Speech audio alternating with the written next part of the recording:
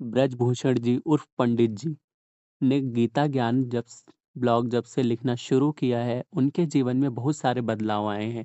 हर बदलाव अच्छा हो यह ज़रूरी नहीं, लेकिन उनके साथ इस मामले में लगभग सारे बदलाव अच्छे ही हुए हैं। वैसे तो उन्हें बचपन से ही गीता ज्ञान में गहरी दिलचस्पी थी, लेकिन जब से ब्लॉग पर लिखना शुरू किया है, तब से असल ज़िंदगी में इसके प्रयोगों को लेकर उन्हें बहुत कुछ सीखने को मिला है, जो कि आप और हम सुन रहे हैं एसवाई के क्रिएटर्स के शो में। लेकिन जैसे सर्जन जब बीमार होता है, अपना ऑपरेशन खुद नहीं कर पाता, ना ही अपने ना ही अपने बाल खुद नहीं काट पाता, और इससे भी सटीक एक और कहावत है कि घर की मुर्गी दाल बराबर होती है। लगभग यही हाल पंडित जी के घर का है। उनकी पत्नी के अलावा उनके घर में 2 बेटे हैं, जो अच्छे खासे पढ़े लिखे हैं, समझदार और अच्छी नौकरियों पर हैं।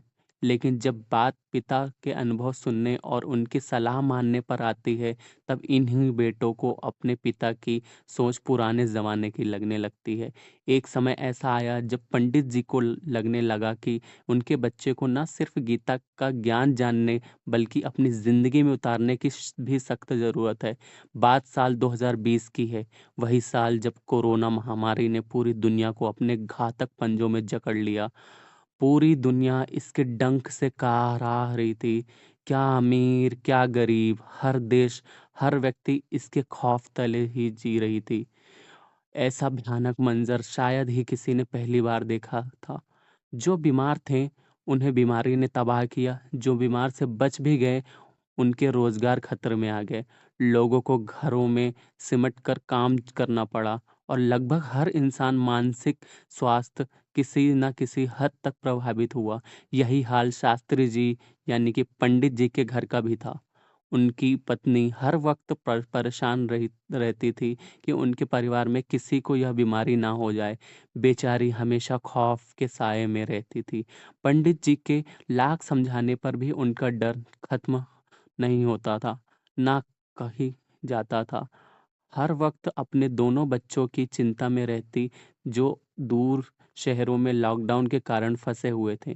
किसी तरह कोशिश करने करके पंडित जी का छोटा बेटा अभिनव अपने शहर से वापस आ गया। उसकी ऑफिस में घर से काम करने की सुविधा दे रखी थी। इस बात से पंडित जी की पत्नी को थोड़ा सुकून तो मिला। चलो, कम से कम एक बेटा तो आंखों के सामने है। उसके आराम, उसके खान-पान पर पूरा ज़िम्मा उसकी माँ ने ऐसे उठाया मानो बेटा ना हो कोई वीआईपी घर पे ठहरा हो। इधर पंडित जी के इनबॉक्स लोगों के सवालों, दर्द भरी कहानियों से भरे रहने लग गया। कोई किसी अपने के चले जाने के गम में खुदा को अपने और परिवार को संभालने की सलाह मांगता, तो कोई दिमाग की शांति की उपाय तराशता हुआ उनके इनबॉक्स में दस्तक देता।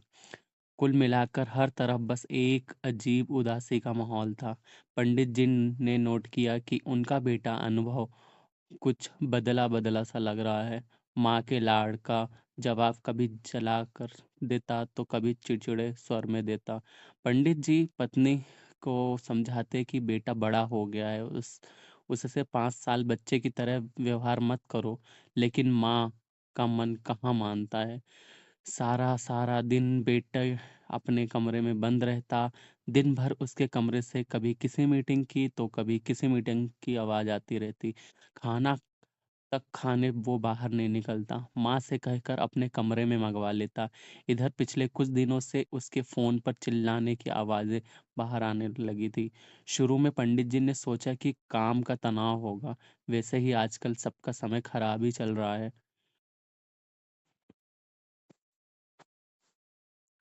और कुछ पूछो तो चिल्लाने लगता। पंडित जी ने कई बार बेटे से बात करने की, उससे समझाने की कोशिश की, लेकिन वो फिर भी बेकार ही हो गई। एक दिन तो हद ही पार हो गई। जो पहले तो बेटे के कमरे से फ़ोन में चिल्लाने की आवाज़, और फिर कमरे में चीज़ें पटकने की आवाज़ आने लगी। पंडित जी का हाल आजकल हर कोई परेशान में है। और नौकरी खतरे में है, और खुद को सब बेहतर साबित करने का ऐसा दबाव है कि लोग इसे संभाल नहीं पा रहे हैं। उसे थोड़ा समय दीजिए, खुद ही ठीक हो जाएगा। एक रात जब पंडित जी पानी पीने किचन तक आए तो उन्होंने अभिनव के कमरे की लाइट जली देखी। यूं ही झांक कर देखा तो उनका लाडला बेटा घुटनों में सर दिए रो रहा था और उनसे बर्दाश्त नहीं हुआ और वो तुरंत अंदर चले गए।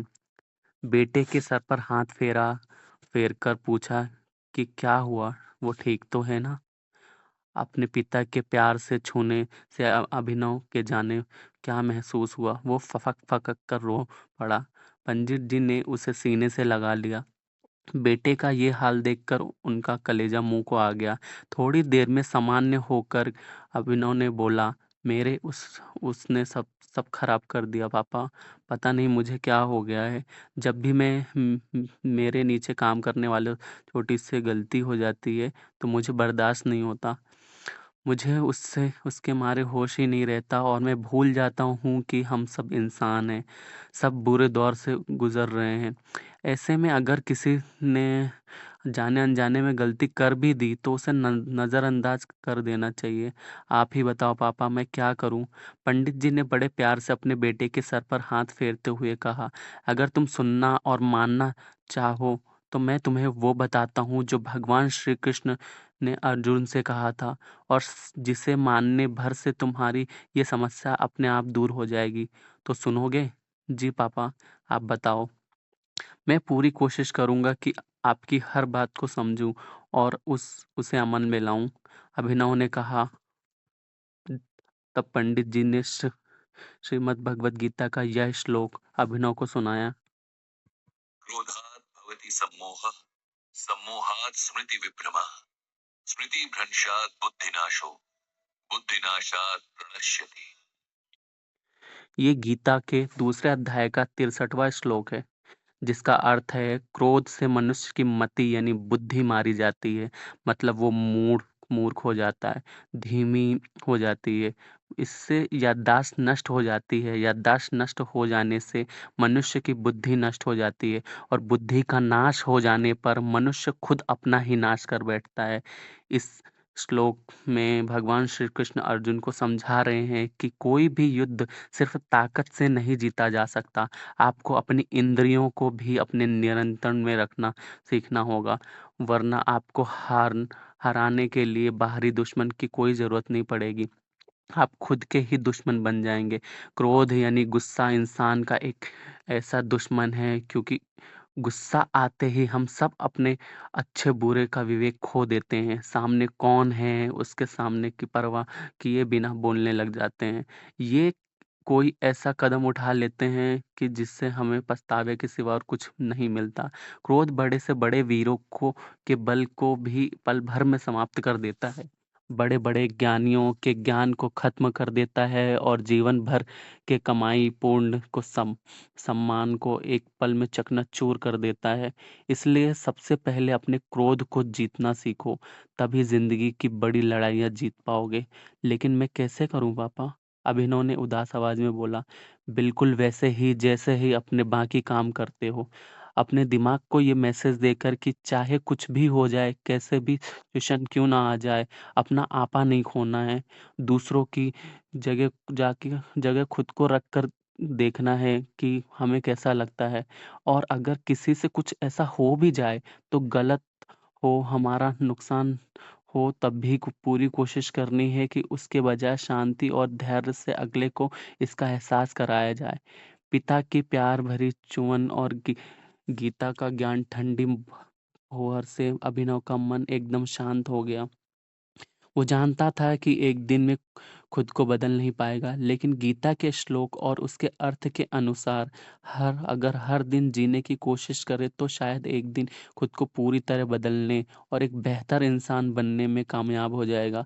बदले नज़रिए की पहली शुरुआत में अभिनव ने अपनी माँ से माफ़ी मांगी, जिसका दिल उसने जाने अनजाने में कितनी बार दुखाया था, और माँ से अपने मन को पूरी तरह कंट्रोल करने का प्रॉमिस किया, ताकि वो किसी और का दिल ना दुखाए।